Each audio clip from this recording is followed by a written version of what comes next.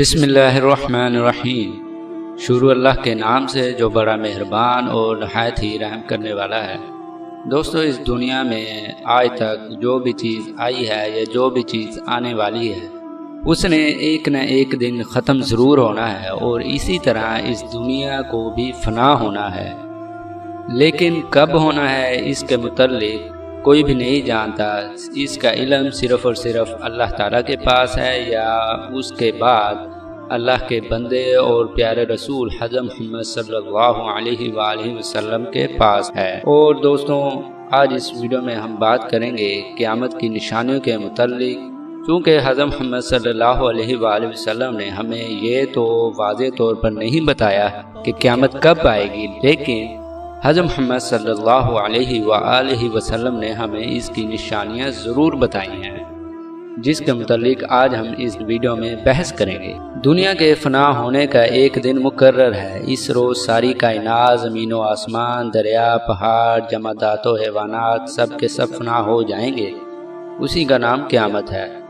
اس پر یقین رکھنا ہمارے ایمان کا حصہ ہے۔ قیامت یعنی مرنے کے بعد دوبارہ جی اٹھنے پر بھی ایمان و یقین رکھنا دین اسلام کا بنیادی عقیدہ ہے، اور قیامت کے دن کا اور مرنے کے بعد دوبارہ زندہ ہونے کا انکار کرنا کفر ہے۔ قرآن پاک میں یوم الدین، یوم القیامہ، یوم الآخر، یوم الحسرہ، یوم التغابن اور یوم الحساب ایسے متعدد الفاظ میں جگہ جگہ مرنے کے بعد دوبارہ جی اٹھنے کے دن قیامت کا ذکر فرمایا گیا ہے۔ قیامت کے دن کو یوم الدین، بدلے کا دن، اس لیے فرمایا ہے کہ وہ دن بدلے کا دن ہے۔ آج کے دن دنیا کی زندگی میں جو عمل کیا ہے، کل قیامت کے دن وہی پانا ہے۔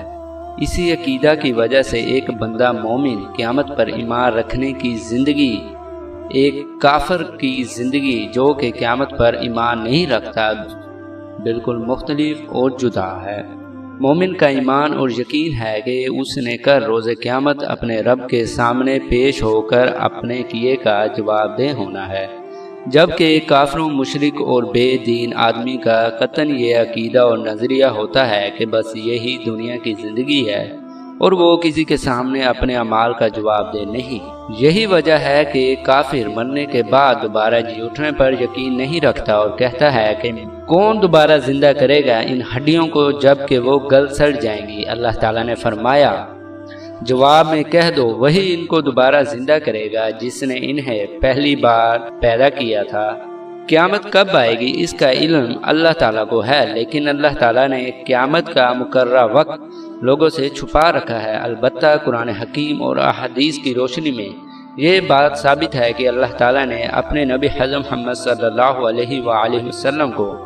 قیامت کا علم عطا کیا ہے، لیکن انہیں اس کے ظاہر کرنے کی اجازت نہیں دی گئی۔ یہی وجہ ہے کہ نبی مکرم صلی اللہ علیہ وآلہ وسلم نے قرب قیامت کی ساری چھوٹی بڑی نشانیاں اور علامات بتا دی ہیں، بلکہ یہاں تک بتا دیا کہ ماہ مکرم کی 10ویں تاریخ جمعہ کے دن قیامت قائم ہوگی۔ علامات قیامت میں سے ہے کہ قیامت کے قریب اسلام کی روح محدود ہو جائے گی۔ اسلام بہت کم لوگوں میں رہ جائے گا اور ایسا محسوس ہوگا کہ اسلام اجنبی ہے۔ حضرت ابو ہریرہ رضی اللہ تعالیٰ عنہ سے روایت ہے کہ حضور صلی اللہ علیہ وآلہ وسلم نے فرمایا کہ اسلام اجنبیت میں ظاہر ہوا اور دوبارہ اجنبی ہو جائے گا،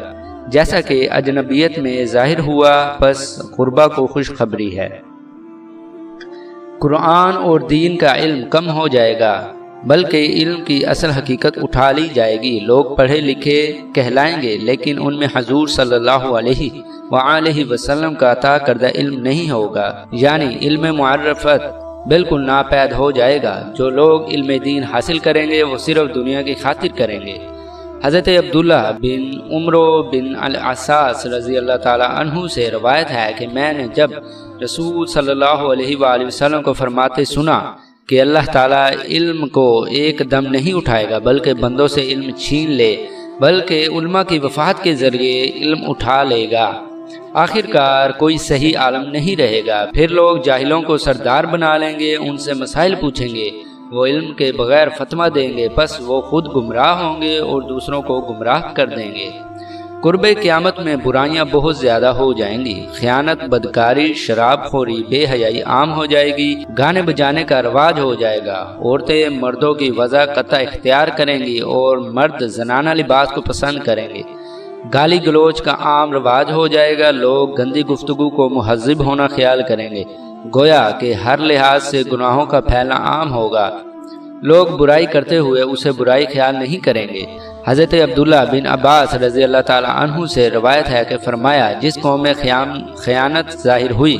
ان کے دلوں میں اللہ تعالیٰ رعب ڈال دے گا، جس میں زنا عام ہوا ان میں اموات کی کثرت ہوگی، جس میں ناپ تول میں کمی کی جائے گی اس میں روزی کم کر دی جائے گی، حلال روزی ہی کم ہوگی یا اس کی برکت جاتی رہے گی، جس میں حق اسلام کے علاوہ کسی دوسرے کے ساتھ حکم دیا گیا، یعنی اسلام کے علاوہ کسی دوسرے جمہوری یا اشتراکی وغیرہ کا فرانہ قوانین نافذ کیے گئے، ان میں خون قتل پھیل جائے گا، جس میں وعدہ خلافی ہوگی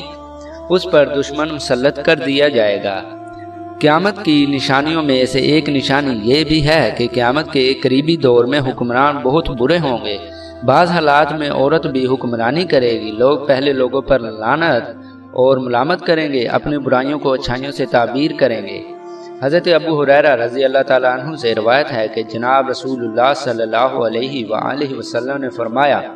جب تمہارے حکمران تم میں سے بہترین ہوں، تمہارے والدین تم میں زیادہ سخی ہوں اور تمہارے معاملات باہم مشوروں سے طے ہوں تو زمین کی پشت تمہارے لیے اس کے پیٹ سے بہتر ہے، اور جب تمہارے حکمران تم میں بدترین ہوں، تمہارے مالدار بخیل ترین ہوں اور تمہارے معاملات تمہاری عورتوں کے سپرد ہوں تو پھر زمین کا پیٹ تمہارے لیے اس کی پشت سے بہتر ہے۔ قیامت کی نشانیوں میں سے ایک علامت یہ بھی ہے کہ قیامت کے قریبی دور میں برکت ختم ہو جائے گی، مال کمینے لوگوں کے پاس آ جائے گا، زمین اپنے دفینے اور خزانے اگل دے گی۔ حضرت حذیفہ بن یمان رضی اللہ تعالیٰ عنہ سے روایت ہے کہ جناب رسول اللہ صلی اللہ علیہ وآلہ وسلم نے فرمایا، قیامت قائم نہیں ہوگی یہاں تک کہ دنیا کے لحاظ سے سب لوگوں سے خوش بخت مالدار وہ نہ ہو جو لکا بن لکا کمینہ ولد کمینہ ہو۔ علامات قیامت کے متعلق یقین رکھنا درست اور لازم ہے۔ قرب قیامت کی ایک نشانی یہ ہے کہ بظاہر تو لوگ مسلمان ہوں گے مگر ان میں اصل ایمان کی کمی ہو جائے گی، ان میں اہل ایمان والے اصل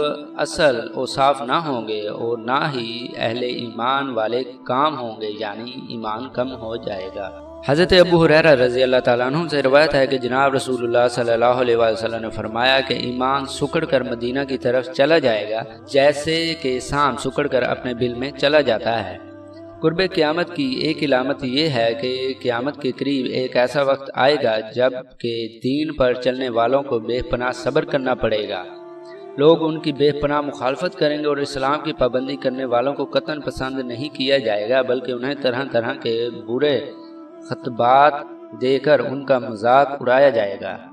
حضرت انس بن مالک رضی اللہ تعالیٰ عنہ سے روایت ہے کہ جناب رسول اللہ صلی اللہ علیہ وآلہ وسلم نے فرمایا، لوگوں پر ایسا زمانہ آئے گا کہ دین پر صبر استقلال دکھانے والا ایسے ہوگا جیسے کہ انگارہ پکڑنے والا ہو، لوگ مال و دولت کے لالچ میں اس قدر بڑھ جائیں گے کہ ان کے نزدیک مال کی خاطر اپنا ایمان تبدیل کر لینا کوئی وقت نہ رکھے گا، کبھی وہ کفر والی باتیں کریں گے اور اگر مسلمانی میں دولت دیکھیں گے تو اس طرف جھک جائیں گے۔ حضرت ابو ہریرہ رضی اللہ تعالیٰ عنہ سے روایت ہے کہ جناب رسول اللہ صلی اللہ علیہ وسلم نے فرمایا، جلدی عمل کر لو، فتنے آتے ہیں جیسے اندھیری رات کا حصہ ہو، آدھی صبح ایماندار ہونے کی حالت میں کرے گا اور شام کو کافر ہو جائے گا، یا شام کو ایماندار ہوگا اور صبح کو کافر بن جائے گا، دنیا کے مال کے عوض اپنا دین فروخت کرے گا، مسلمان فرقہ بندیوں کا شکار ہو جائیں گے اور ان میں صرف ایک فرقہ نجات پانے والا ہوگا، وہی فرقہ حق پر ہوگا اور وہ گروہ وہ ہوگا جو اللہ اور اس کے رسول صلی اللہ علیہ وآلہ وسلم اور صحابہ کرام رضی اللہ تعالیٰ عنہم اور اولیاء کرام علیہ السلام کے نقش قدم پر چلے گا۔ حضرت عبداللہ